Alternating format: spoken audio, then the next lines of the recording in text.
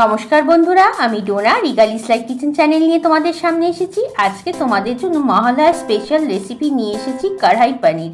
এই কড়াই পনির রেসিপিটাকে আমি সম্পূর্ণ নিরামিষভাবে করিনি, পেঁয়াজ রসুনের ব্যবহার করেছি। তোমরা যদি পেঁয়াজ রসুন ছাড়া সম্পূর্ণ নিরামিষভাবে করতে চাও তাহলে অবশ্যই সেটা করতে পারো।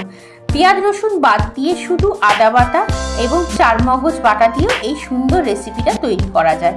চলো তাহলে ঝটপট করে রান্নাঘরে গিয়ে রেসিপিটাকে দেখে নাও। কড়াই পনিরের জন্য আমাদের এই মশলাগুলো প্রয়োজন। এগুলো সাধারণ ঘরোয়া মশলা, সব বাড়িতেই থাকে। কি কি লাগছে সেটা আমি কিন্তু স্ক্রিনের মধ্যে লিখে দিয়েছি, এছাড়াও ডেসক্রিপশন বক্সে লিখে দেবো, সেটাকে তোমরা দেখে নিতে পারো। এখন এই সমস্ত মশলাগুলোকে আমরা একটু ভালো করে ড্রাই রোস্ট করে নেব।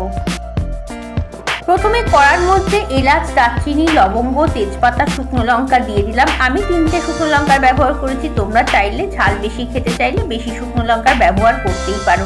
এখন এই মশলাগুলো ড্রাই রোস্ট করে বাকি যে মশলাগুলো ছিল জিরে, ধনে আর মৌরি, সমস্ত মশলাগুলোকেই আমরা একবারে দিয়ে দিলাম। এখন এটাকে ভালো করে ড্রাই রোস্ট করে নিতে হবে। যখন দেখবে কালারটা একটু চেঞ্জ হয়ে গেছে তখন বুঝতে হবে যে ড্রাই রোস্ট করা হয়ে গেছে। আর ড্রাই রোস্ট করার পরে এটাকে মিক্সির মধ্যে গুঁড়ো করতে হবে। খুব বেশি মিহি গুঁড়ো করার দরকার নেই, মোটামুটি একটু গুঁড়ো করে নিলেই যথেষ্ট। ড্রাই রোস্ট করা মশলাগুলোকে কড়া থেকে নামিয়ে নিয়েছি এবং ঠান্ডা করতে দিয়েছি। এবার কড়ার মধ্যে আমি হোয়াইট অয়েল দিয়ে দিলাম। হোয়াইট অয়েলে আমি করছি, তোমরা চাইলে এটাকে সর্ষের তেলও করতে পারো। তেলটাকে খুব ভালো করে গরম করে নিতে হবে। তেল গরম হয়ে গেলে এর মধ্যে আমরা চাইলে ঘিও দিতে পারি এবং ঘিটা পরেও অ্যাড করতে পারি। প্রথমে আমরা পনিরগুলোকে একটু ভেজে নেব। খুব বেশি লাল করে ভাজতে হবে না, বেশি ভাজলে কিন্তু পনির শক্ত হয়ে যাবে। সেই জন্য মোটামুটি হালকা একটু কালার ধরলেই আমাদের পনির ভাজাটা হয়ে যাবে। দেখো আমি কতটা পরিমাণে ভাজছি সেটা একটু তোমরা কেয়ারফুলি লক্ষ্য করো। পনিরটাকে আমি কোনো রকম ভাবে কোনো কিছু দিয়ে ম্যারিনেট করিনি, এমনকি লবণও দিইনি। তোমরা দেখতেই পেলে তেলের মধ্যে কিন্তু আমি এখনো পর্যন্ত নুন দিইনি। আমি এখনো নুনের ব্যবহার করব না, পরে একবারে গ্রেভিটা তৈরি করার সময় নুনের ব্যবহার করব। দেখো আস্তে আস্তে করে পনিরগুলোকে উল্টে পাল্টে আমি বেশ সুন্দর করে ভেজে নিয়েছি। এর থেকে বেশি ভাজলে পনিরগুলো শক্ত হয়ে যাবে, সেই জন্য একেবারেই স্লো ফ্লেমে পনিরগুলোকে ভাজবে এবং হালকা করে ভাজতে হবে। পনির যখন ভাজা হয়ে যাবে তখন এর মধ্যে আমরা দেখো কিছু কিছু জিনিস আমি রেখেছি, যেমন হাফ ক্যাপসিকাম নিয়েছি, একটা টমেটো নিয়েছি আর একটা গোটা পেঁয়াজ নিয়েছি বড় সাইজের। এবার ক্যাপসিকাম, টমেটো আর পেঁয়াজটাকে পনিরের সঙ্গে আমি দিয়ে দেব। এগুলোকে একটু ভেজে নিতে হবে।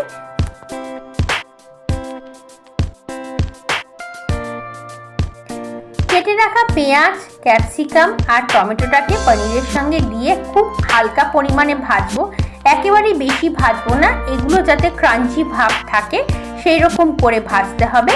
আমি এখনো নুনের ব্যবহার করিনি, কারণ নুন দিলে পারে সমস্ত সবজির থেকে জল বেরোবে এবং সেই সবজির ক্রাঞ্চি ভাবটা একেবারেই নষ্ট হবে, তাই আমি নুন দিচ্ছি না। আর যে ভাজার মশলাটাকে মিক্সির মধ্যে গুঁড়ো করেছিলাম সেখান থেকে 1 চামচের মতো ভাজা মশলা পনির, ক্যাপসিকাম, টমেটো, পেঁয়াজ ভাজার সময় দিয়ে দিলাম। এই ভাজা মশলাটা এই সময় একটু ব্যবহার করবে, তাতে দেখবে পনিরটা বেশ সুন্দর লাগবে খেতে। আর দেখো খুব বেশি নাড়াচাড়া কিন্তু একেবারেই করবে না, অল্প হাতে নাড়াচাড়াটা করতে হবে। এখন আমরা এই সমস্ত কিছুকে একটা বাটির মধ্যে তুলে রেখে দেবো। আমার রেসিপিতে যদি কড়াই পনিরটা একবার বানাও দেখবে রেস্টুরেন্টের থেকেও বেশি স্বাদ হয়েছে তোমাদের কড়াই পনিরের। আমি রেসিপিটাকে খুব সিম্পলভাবে করছি যাতে সবাই বানাতে পারে। সমস্ত সবজিগুলো আমার ভাজা হয়ে গেছে, পনিরটাকেও তুলে রেখে দিলাম একসাথে করেই। এখন বাকি যে তেলটা ছিল তার মধ্যে 1 চামচের মতো হোয়াইট অয়েল দিয়ে দিলাম। এখন এর মধ্যে দিয়ে দিচ্ছি আমি একটা কুচনো পেঁয়াজ। আমি খুব মিহি করে পেঁয়াজটাকে কুচিয়ে নিয়েছি। পেঁয়াজটা একটু ভাজা হয়ে গেলে তারপরে এর মধ্যে আমি আদা, রসুন, কাঁচা লঙ্কার একটা পেস্ট তৈরি করেছি, সেই আদা, রসুন, কাঁচা লঙ্কাটাকেও দিয়ে দিচ্ছি। আমি খুব সামান্য পরিমাণে একটু আদা ব্যবহার করেছি, 2 কোয়া রসুন আছে আর একটা কাঁচা লঙ্কা আছে। ঝালের পরিমাণটা যার যার ব্যক্তিগত, যে যতটা ঝাল খেতে পছন্দ করো সেই অনুযায়ী ঝালের পরিমাণ বাড়িয়ে বা কমিয়ে নেবে। আমি খুব বেশি ঝালের ব্যবহার এর মধ্যে করছি না। একটু ভালো করে আদা রসুন পেঁয়াজটাকে ভেজে নিতে হবে। আদা রসুনের কাঁচা গন্ধটা দূর হয়ে অলরেডি চলে গেছে। এখন এর মধ্যে দিয়ে দিলাম একটা টমেটোকে মিক্সির মধ্যে দিয়ে একটু পেস্ট তৈরি করে নিয়েছি, সেই পেস্টটাকে দিয়ে দিলাম। আমি যেহেতু ভাজা মশলা গুঁড়ো করার পরে সেই মিক্সির মধ্যেই পেস্টটাকে তৈরি করেছি, তাই দেখতেই পাচ্ছ টমেটোর কালারটা একটু চেঞ্জ হয়ে গেছে, তাতে কোনো টেস্টের হেরফের হবে না। দেখো টমেটোটাতে যখন তেল ছাড়তে শুরু করবে তখন আমরা বুঝবো এগুলো সব ভাজা হয়ে গেছে। এই সময় আমি দিয়ে দিলাম সামান্য পরিমাণে নুন আর সামান্য পরিমাণে একটু হলুদ, আর অবশ্যই চিনির ব্যবহার করবে। আর দিয়ে দিচ্ছি খুব সামান্য পরিমাণে কালারের জন্য কাশ্মীরি লঙ্কার গুঁড়ো। এখন সমস্ত গুঁড়ো মশলাগুলোকে আমরা খুব ভালো করে কষিয়ে নেব। মশলা কষানোর সময় আর আলাদা করে জিরে ধনে কোনো কিছুর ব্যবহার করতে হবে না। আমরা অলরেডি ভাজা মশলার মধ্যে জিরে ধনে সমস্ত কিছু দিয়ে দিয়েছি, শুধু ভাজা মশলাটা এর মধ্যে দিলেই হয়ে যাবে। দেখো অলরেডি কষতে শুরু করে দিয়েছে, তেলও ছাড়তে শুরু করেছে। মিক্সিটা ধুয়ে আমি সামান্য পরিমাণে একটু জল দিয়ে দিলাম। এখন এই জল দেওয়ার পরে আমরা খুব ভালো করে কষিয়ে নেব। যত অল্প অল্প করে জল দিয়ে দিয়ে মশলা কষাবে ততই রান্নার টেস্ট দেখবে অনেক গুণে বেড়ে গেছে। এখন আমি এর মধ্যে সামান্য পরিমাণে একটু ভাজা মশলা দিয়ে দিচ্ছি, ওই 1 থেকে 1.5 চামচের মতো দিলেই যথেষ্ট। কারণ আমরা কিন্তু ভাজা মশলার আগেও প্রয়োগ করেছি পনির ভাজার সময়, সেই জন্য তার মধ্যে যথেষ্ট পরিমাণে ভাজা মশলা রয়েছে। এখন জাস্ট আমি অল্প একটু দিয়ে দিলাম। এখন আর কিচ্ছু করার নেই, এটাকে খুব ভালো করে কষিয়ে নিতে হবে যতক্ষণ না তেল ছাড়া ছাড়া হচ্ছে। আমি সামান্য কিছুক্ষণের জন্য ঢাকা দিয়ে রাখলাম। 3-4 মিনিট পরে ঢাকাটা খুলে দিলাম, তেল ছাড়তে শুরু করেছে। আর যে পনিরটার সাথে ভেজিটেবলসগুলো ভেজে রেখেছিলাম সেগুলোকে দিয়ে দিলাম। আমি কিন্তু সেই ভেজিটেবলসগুলোকে একদমই সেদ্ধ করিনি বা নরম করে নিইনি, একদমই ওটা আমার ক্রাঞ্চি ক্রাঞ্চি ভাব রয়েছে। সেই জন্যই আমি মশলা কষানোর সময় সেই ভেজিটেবলস আর পনিরগুলোকে দিয়ে দিলাম। রান্নাটা তো প্রায় শেষের দিকে, সেই জন্য এটাকে আর দেরি করা যাবে না, এখনই দিয়ে নিতে হবে। কারণ পনিরের মধ্যেও তো মশলাগুলোকে ঢুকতে হবে। মশলার সাথে যত ভালো করে আমরা পনির ক্যাপসিকাম পেঁয়াজ আর টমেটোকে কষাবো ততই দেখবে টেস্ট অনেক বেশি হবে আর নরমও হয়ে যাবে। আর সামান্য পরিমাণে কষানোর সময় আবার আমি একটু জলের ব্যবহার করলাম। তোমরা আমাকে প্রায়ই দেখো অল্প অল্প করে জল দিয়ে দিয়ে মশলা কষাতে, আমি সেই রকমই করি, তাতে মশলার টেস্ট অনেক গুণে বেড়ে যায় এবং বারবার করে কষালে মশলাটাও বেশ সুন্দর ভাজা হয়ে যায়। আমি কিছুক্ষণের জন্য ঢাকা দিয়ে রাখলাম।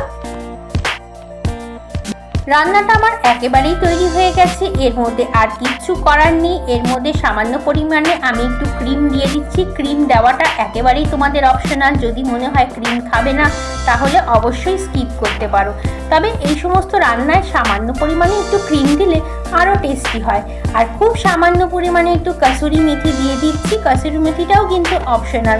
এর মধ্যে আমি দিচ্ছি খুব সামান্য পরিমাণে একটু ঘি। ঘিয়ের ব্যাপারটা আমি পরেই দিচ্ছি যাতে ঘিয়ের গন্ধটা থাকে। তোমরা চাইলে প্রথমে তেলের সঙ্গেও ঘিটা মিক্স করে রান্নাটাকে করতে পারো। এখন সমস্ত জিনিসগুলোকে আমি ভালো করে পনিরের সাথে মিশিয়ে দিলাম।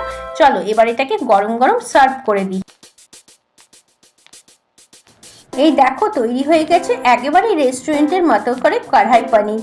কেমন লাগলো আজকে রেসিপি? ভীষণ সাধারণভাবে বানিয়েছি, যা যা মশলা লাগে সব আমাদের ঘরে থাকে। আশা করি রেসিপি ভালো লেগেছে। যদি ভালো লাগে অবশ্যই লাইক কমেন্ট শেয়ার করো। নতুন বন্ধু হয়ে থাকলে চ্যানেলটাকে সাবস্ক্রাইব করে নিও। চলো তাহলে আজকের মতো তোমাদের কাছ থেকে বিদায় নিচ্ছি। আবার আসবো অন্যদিন অন্য একটা সুন্দর রেসিপি নিয়ে। ততক্ষণ সবাই ভালো থেকো এবং সবাইকে টাটা।